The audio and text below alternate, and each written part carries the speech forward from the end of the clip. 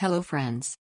Paytm, the fintech company founded by Mr. Vijay Shekhar Sharma in 2010, became a billion-dollar company in 2017 and its valuation becomes $16 billion in 2020. Despite continued increases in valuation, there are many downsides to Paytm's growth, like Paytm continuing losing its market share in the UPI sector, facing too much competition, and many more. Those are the reasons which make Paytm's future very uncertain, and as per our research we find that the next few years are going to be make or break for Paytm. So, in this video we are going to cover what are the reasons behind the uncertain future of Paytm and why we think that you should not bet your money on Paytm. We happily welcome you on Let's Market. First, it is a loss-making company. Paytm is one of the futuristic companies. Futuristic companies are the one which is going to be profitable in the future, like Zomato, which is currently incurring losses to capture more and more customers. This more and more acquisition of customers is going to be profitable for Zomato in future. But the case of Paytm is different, as it is showing losses from continuing the last 8 years, and there is not any sign of it becoming profitable in the near future available. As Paytm says in its DRHP, we expected to continue to incur net losses for the foreseeable future, and we may not achieve profitability in the future.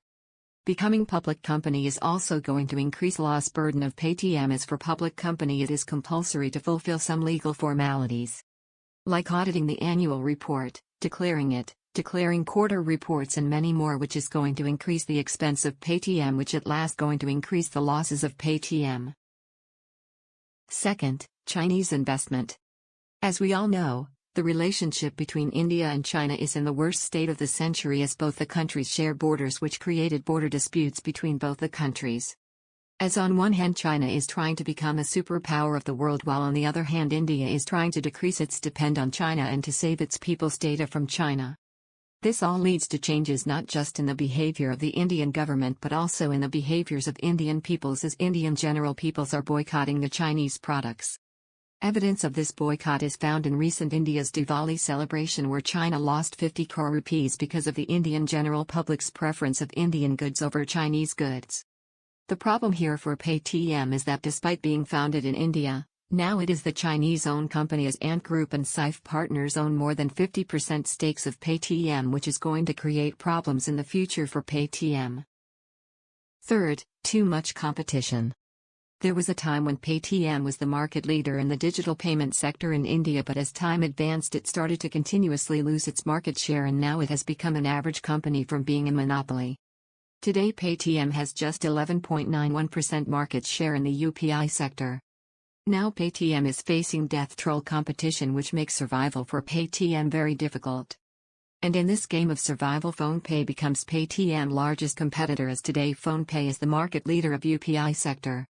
Today PhonePe is adopting all the policies previously adopted by Paytm, and not just this but becoming more and more profitable in those markets than Paytm. Like Paytm entered in the insurance sector, PhonePe also entered in the insurance sector, and today's PhonePe is more successful in the insurance sector than Paytm, and this same story is repeated in the gold sector too.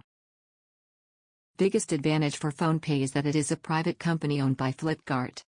So, if today Flipkart decided to give rewards to anyone who is using PhonePe for doing transactions on Flipkart, and on other hand if Amazon decided to provide rewards to anyone who use Amazon Pay for transactions on Amazon, then those decisions can further decrease the market share of Paytm in the UPI sector. 4. Too many regulatory norms. There was a time when Paytm was a market leader in one category, but now it has become a mediocre player in many categories.